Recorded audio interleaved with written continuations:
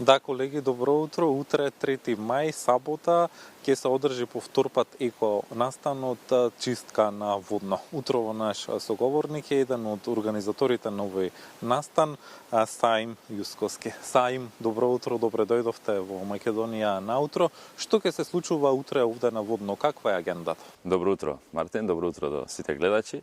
Вака, јас ќе почнам од почеток, значи се собираме тука, са бајле од 8:30 до 9 е планирано. Баш тука каде што стоиме сега ние, пред полициската станица, на почетокот пред водно, и се собираме во 9 планот да се тргне од тука нагоре. Важно мислам дека е за оние што сакаат да дојдат, да знаат дека првите 150 луѓе што ќе се појават тука, ќе добијат пакетче во кое што има термос, шушкавец, маичка и многу убав ранец. И исто така ќе добијат и материјали кои им се потребни за чистењето. Кеси, ракавици, се што им треба. Значи ништо од дома не треба да носат, ништо, само да си дојдат тука. И значи како што кажав, тргнуваме нагоре во 9.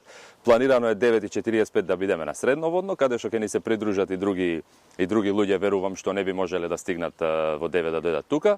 И од околу 10 тргнуваме од средноводно према врв, каде што планираме да пристигнеме околу 11:30, да речеме, пошто ќе се движиме споро полека, и после тоа горе годинава, за разлика од лани, да речеме лани го немавме тоа, имаме лотарија, мала лотарија, како еден вид мало внимание за тие што ќе бидат присутни, каде што ќе им доделиме 5 спортски часовници и 5 Bluetooth звучници на некои срекни добитници. Тоа ќе биде по случаен избор.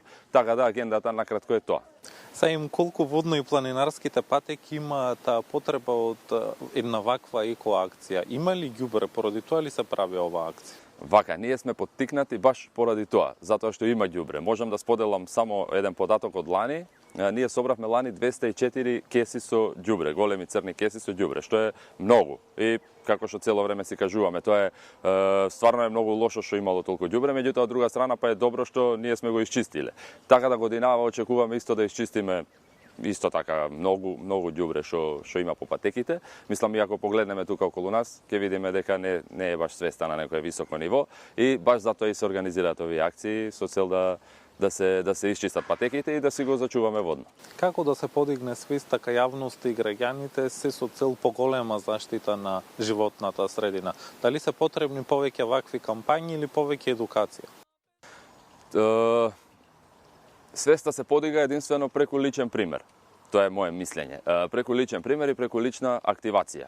Баш заради тоа ние пробуваме лани за прв пат, годинава втор пат, и верувам дека и понатака ќе го правиме ова, се додека еден ден не поминуваме по патеките на водно и не видиме дека е водно чисто и нема потреба. До тогаш ние ќе ги правиме овие акции кои што верувам дека ја подигаат свеста, пошто имаме многу позитивни коментари од другата страна, и она што е битно е тоа дека имаме од најмали дечиња присуствуваат на овие акции до највозрасни луѓе. Така да ако дечињата ние ги научиме преку наши примери дека вака треба да живееме, тогаш мислам дека свеста ќе се биде на високо ниво понатак. Така, и на крајот на нашиот разговор е на покана до сите кои сакаат да учествуваат утре. Да, јас би сакал да ги поканам сите, што помасовно. Многу е битно да знаат дека не се исполнуваат никакви норми, не се брзаме, си тргнуваме полека, се движиме полека, си разговараме, чистиме, уживаме, не е потребна некоја посебна физичка спрема, и мислам дека секој што има желба и добра енергија може да дојде, да помогне, да се забавува.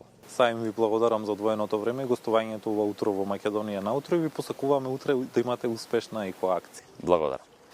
Колеги, тоа беше Саим Јускоски, еден од организаторите на еконастанот чистка на водно, една покана и од нас сите кои што сакаат да присуствуваат од 9 часот пред полициската станица овде на почетокот на водно. Студио?